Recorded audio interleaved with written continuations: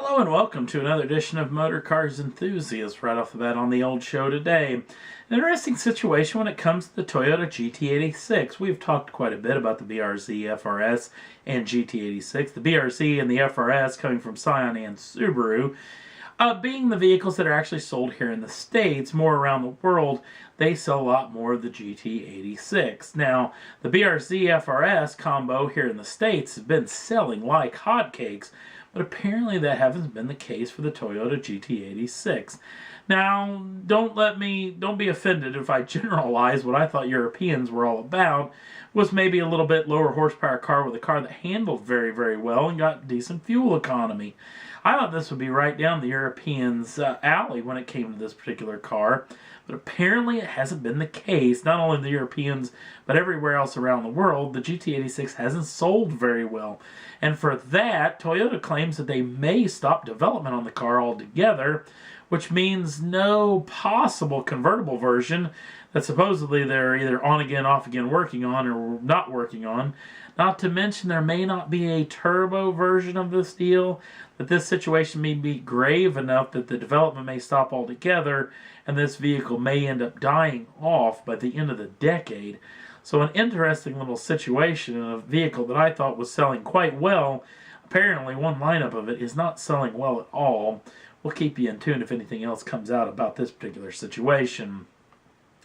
Next up on the list, remember we talked about the 650S, the new McLaren, the actual upgraded version of the 12C that was going to be coming at the Geneva Motor Show.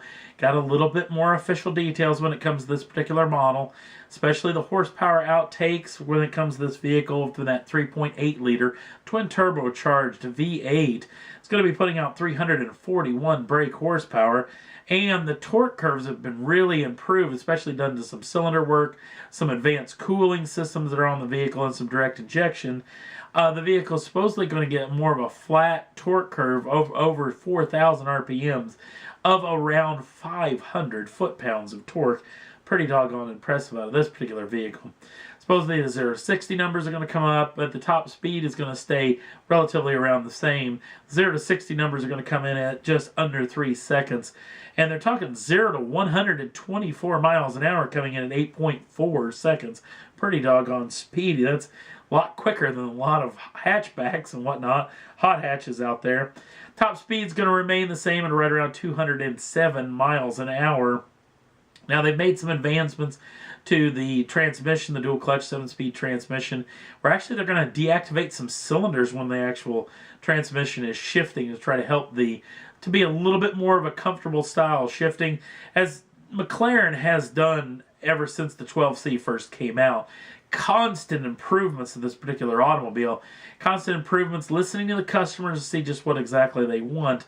Now this vehicle's kind of going to go after the brand new Hurricane from Lamborghini and also that brand new 458 Speciale from Ferrari, as they were kind of falling backwards behind those guys, maybe a little bit, if you will. So they're going to really up their game with this particular car. Now the most impressive thing to me about this vehicle is the downforce numbers are supposedly way up.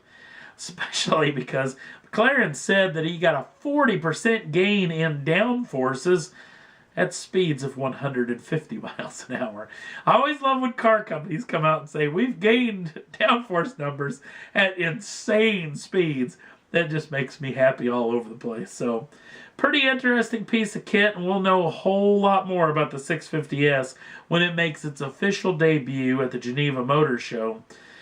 Coming up just in the next several weeks, so we'll keep you in tune if any new stuff comes about this particular automobile. But it looks like a pretty sweet piece of kit. There's early talks that we're talking about just a touch under $270,000 US for this particular machine. No word on when the production will start on it, nor when the actual sales will start in dealerships around the world. But the 650S will be coming in Geneva in a handful of weeks. Last up on the list, the brand new Volkswagen Scirocco R is going to make its official debut at the Geneva Motor Show coming up in a couple of weeks.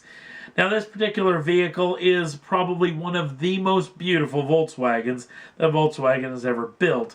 And it kills me inside that the Scirocco is not sold in the United States. But you lucky son of a guns that live everywhere else around the world that get a chance to see this automobile on a daily basis. They are very lucky indeed when it comes to this car.